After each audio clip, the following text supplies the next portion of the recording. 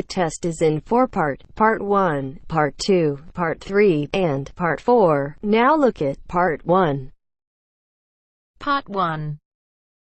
You'll hear a student asking for advice on her accommodation. First, you have some time to look at questions 1 to 6.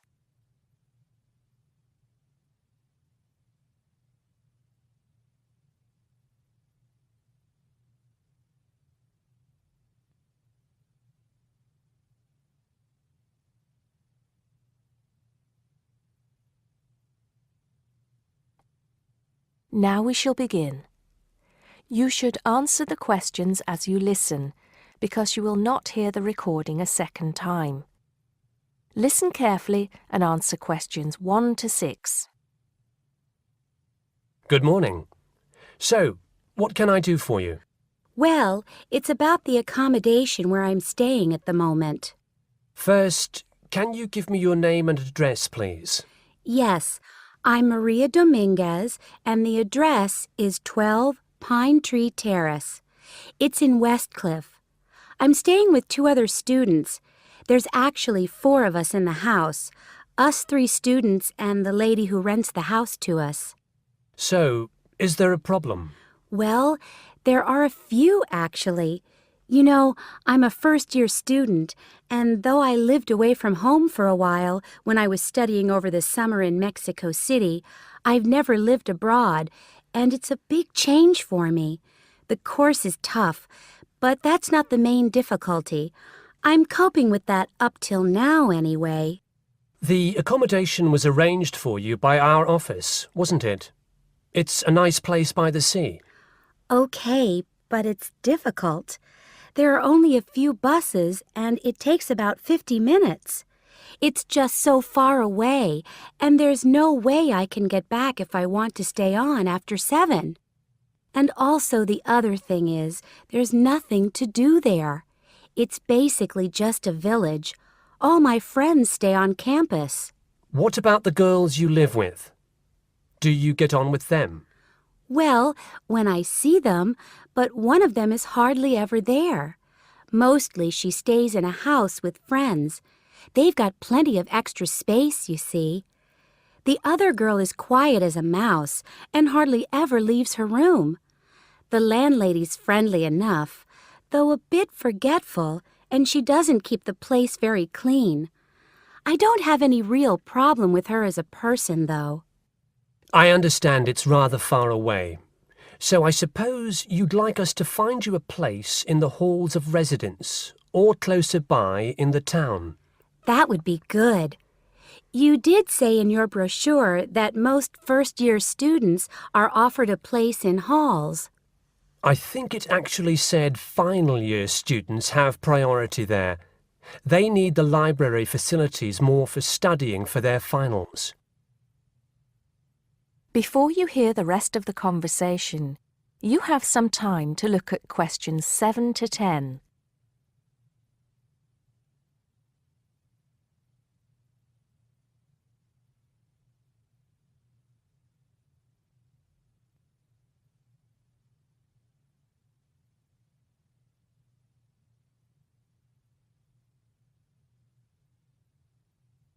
Now listen and answer questions 7 to 10.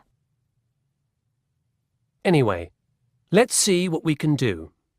Just a moment, I'll check what might be free. Sometimes students drop out or move from halls, though we were full at the beginning of term. By the way, have you checked the student notice boards? You know there's one in each of the 4 colleges, don't you? There are often requests for people to share houses, and it can be quite cheap. No, I hadn't thought of that, but it's a bit of a risk living with complete strangers. Now, I see there's a room free in Hillside College. That's the one with the tall tower, right? That's it. It's the smallest college and has a reputation for being quite fun. Oh, but it's a shared room. Would you consider that? That's going to be a problem for studying, isn't it? What if she plays music all the time, and maybe we won't have anything in common? Maria, I see you're studying history. So is this girl, Francesca. She's Italian. Well, at the moment I'm doing the General Humanities course, which includes history, but actually I'm planning to change to literature quite soon. That's not the thing, though. I really want a room on my own. Right. I'm afraid I don't see any other openings. There's nothing showing up on the computer, at least on campus. Well, if I have to stay where I am now, I'm going to find it more and more depressing. Here's one more thing we can try. The university owns several places on the Thanet Road and also by the West train station. Both of these are about a 20-minute walk down the hill. They're not the newest of buildings, but I could check for you. Can you come back tomorrow? Oh, no, that's Saturday. What about Monday? Yes, sure. I'd really appreciate it if you could do something for me. Let's hope so. That is the end of part 1. You now have half a minute to check your answers.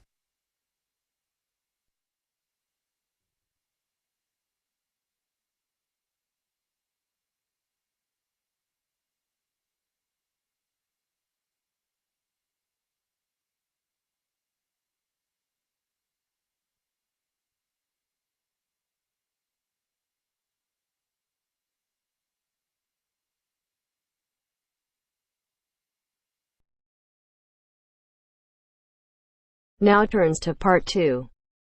Part 2. You'll hear two teachers discussing a school trip. First, you have some time to look at questions 11 to 16.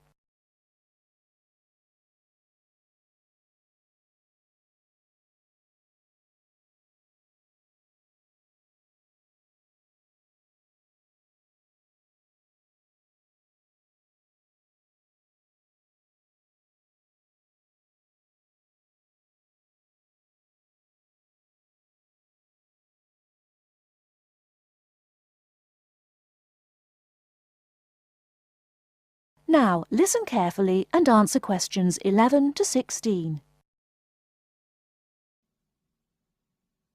Oh, there you are, Paul. Do you have a few minutes? Can we think about this year's school trip? Hi, Jean. Yes, of course. Have you got any ideas? I've been looking through some information, and I've brought a few leaflets with me. Here you are. Okay, thanks. Just remind me when the trip is. Next Friday. We'll be leaving at 9 and be back here at around 4, so we've probably got time to visit a couple of places. Let's see. What leaflet have you got there? Central Gardens. Looks like a nice place. It's open from 9 until 6, so we could go there anytime we wanted, really. What about there in the morning and then somewhere else in the afternoon?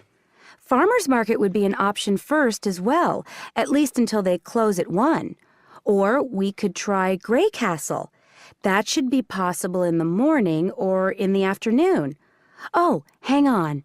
That's at the weekend. The last admission is at noon on weekdays. Greenhall says the same thing. Queen's Park opens at 8, so we could go there first. Or, according to these times, we could go there on the way back to school, because they don't close the gates until sunset during the week. Okay, that gives us a few options. We went to Queen's Park a couple of years ago, didn't we? I seem to remember that the pupils really enjoyed it. It'd be nice to go somewhere new as well. I've seen groups from other schools going around Grey Castle. So have I. But then again, maybe we should play it safe and go to Green Hall. At least we've got experience of taking classes round there. Farmer's Market is popular with other schools, though, so it must be interesting. It'd be good to go somewhere where someone can show the pupils around, explain things to them. I've been on a tour around the castle, and they do a really good job. I think they have guides at the hall, too, don't they? It says here that they used to, but don't anymore. You can get shown round Central Gardens, though. I think we'd have to do any explaining if we took the pupils to the market or the park. That wouldn't be a problem, though. No, and at least those two would be free, wouldn't they? I think all the others charge, and we'd have to get the parents to pay some money. I'm sure they wouldn't mind paying if it was a small amount. Let me check the leaflets. There's a special price for large groups at Grey Castle. Oh, but you can get into Central Gardens for nothing. Right. Oh, I've just thought of something. We wouldn't need to book anything if we were going to Queen's Park, but what about the other places? Central Gardens say you need to let them know if there are more than 10 people in your group, which would include us. The same at Grey Castle. Farmers Market says you can just turn up, and so does Green Hall. Right. Well, I suggest we take the pupils to Grey Castle for a tour in the morning. How does that sound? Yes, sounds good. We should contact them to book it as soon as possible. In the afternoon, we can do something a bit more relaxed at the park, and we'll have to think about going to Green Hall another year. Shame Farmers Market isn't open, but we can't change the day. So that's a decision then. Now, let's think about what we're going to get the pupils to do. It's a school trip, after all, and we should give them some work to do. Before you hear the rest of the talk, you have some time to look at questions 17 to 20.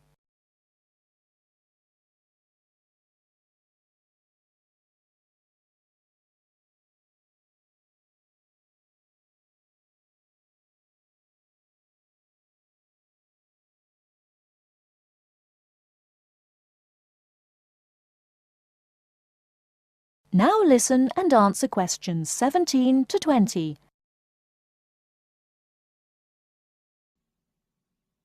I think they should know something about the place before they go. That way they know what they're looking at, and they'll be able to write about it better when they get back. I'll put some information together to look at home and give them copies after the next lesson. Good idea. I'll write something for them to do as they're going round the place. We did a quiz last year, and that worked really well. I'll do the same kind of thing this time. Okay. Now, what about the travel arrangements? How are we getting there? What do you think? I remember one year Mrs. Jackson took her group by bus, and that was a complete nightmare. It's quite a long way, isn't it? We could hire a coach for the day, which is what we usually do, or there's the train. It's rush hour, though, isn't it? So it'll be really crowded. And it'll be more convenient for the rest of the day if we've got our own transport. Yes, we'll do that then. Anything else? Oh, we need to let the parents know what's happening. We could ask the office to call everyone. It would take too long with so many. I know when we send a letter home, there are always a few pupils who lose it, but not all the parents have email yet, so I don't think we have any choice, really. I'll write something and take it to the school office this afternoon. Right. I'll go and tell the pupils the good news.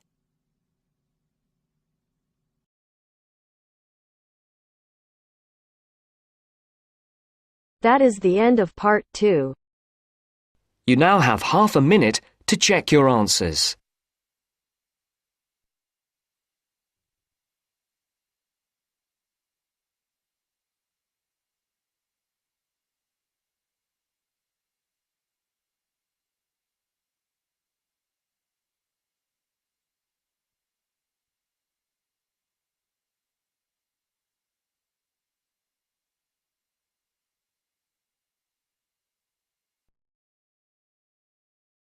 Now turn to Section 3.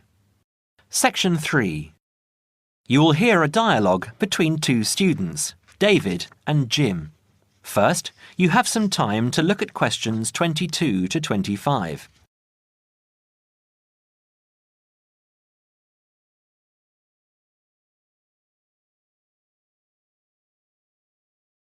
Now listen carefully and answer questions 22 to 25. Hi, Jim. Hi, David. I'm glad I found you. I've got a topic for our presentation next month. What is it? I thought it would be a good idea to talk about glass and how it's recycled. That doesn't sound very interesting.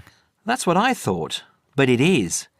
Did you know that glass has been around since as early as 4000 BC, when glass was used in the Middle East as a glaze to decorate beads? Is it really that old? Yes, and by 1550 BC, coloured glass vessels were widespread and used for cooking and drinking.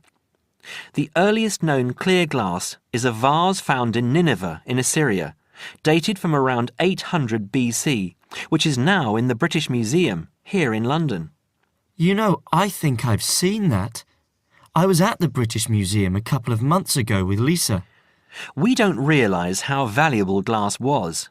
It wasn't used widely back then. Until the 18th and 19th centuries, glass was very expensive and was used for limited applications, such as stained glass windows for churches. Large-scale glass manufacturing began with the Industrial Revolution, with the mass production of glass containers beginning at the onset of the 20th century, and glass light bulb production automated in 1926. How expensive? I don't know. But nowadays glass is much less expensive and is taken for granted as a packaging material, in addition to its use in windows and other applications. Do you know what glass is made from? New glass is made from a mixture of 4 main ingredients: sand, soda ash, limestone and other additives. These additives include iron for colour, brown or green, chromium and cobalt for colour, green and blue respectively, lead to alter the refractive index, alumina for durability, and boron to improve the thermal options. Annually, total glass use in the UK is estimated at around 3.6 million tonnes. Before you hear the rest of the conversation, you have some time to look at questions 26 to 31.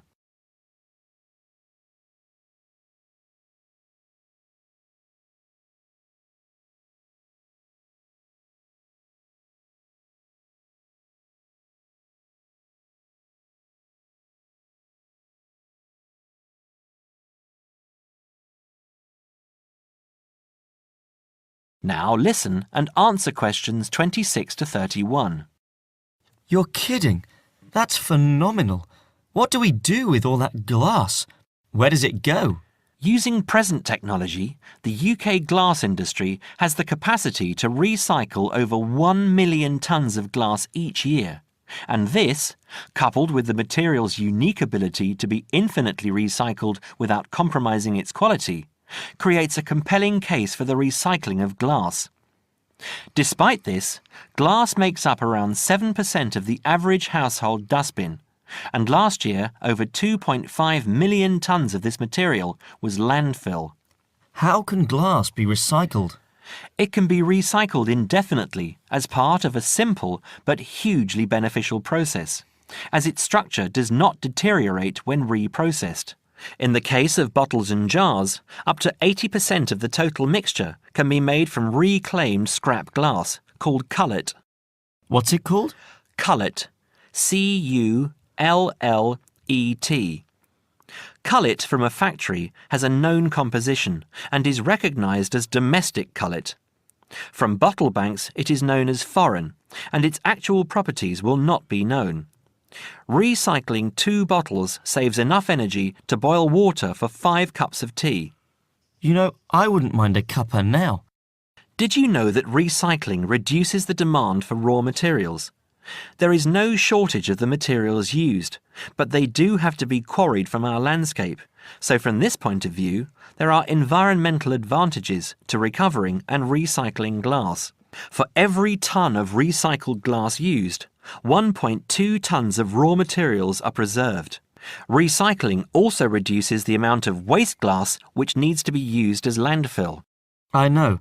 It's a social conscience we all need to have.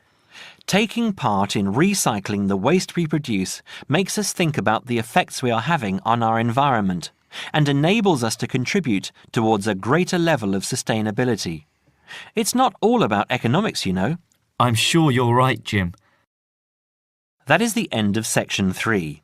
You now have half a minute to check your answers.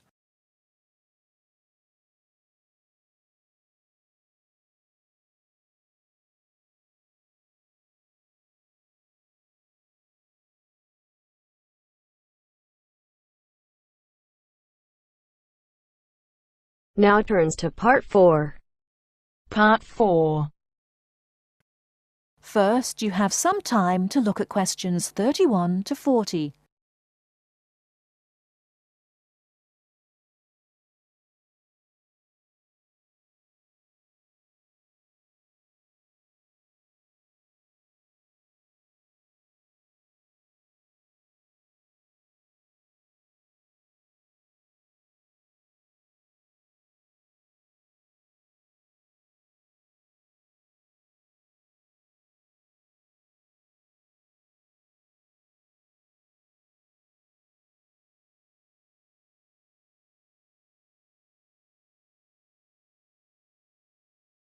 Now listen carefully and answer questions 31 to 40.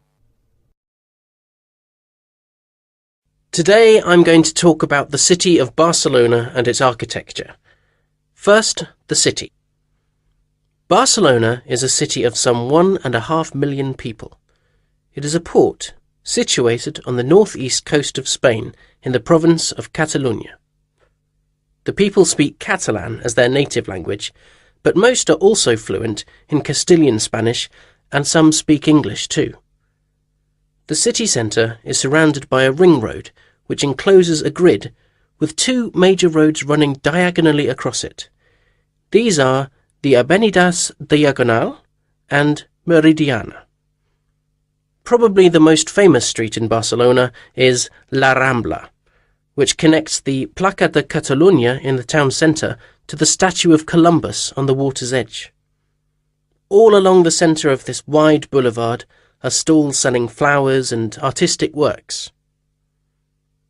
Barcelona was founded by the Carthaginians from modern-day Tunisia in North Africa. It grew under the influence of the Roman Empire, later becoming the capital of Spain. Under strong government, it expanded its trade, exporting cloth to other Mediterranean ports, and establishing itself as a financial centre. It went into decline after 1400, and in 1640 it was the centre of the Catalan Revolution against King Philip IV of Spain. Now it is considered by many to be the cultural centre of Spain, and the Olympic Games were held there in 1992. Now to the architecture.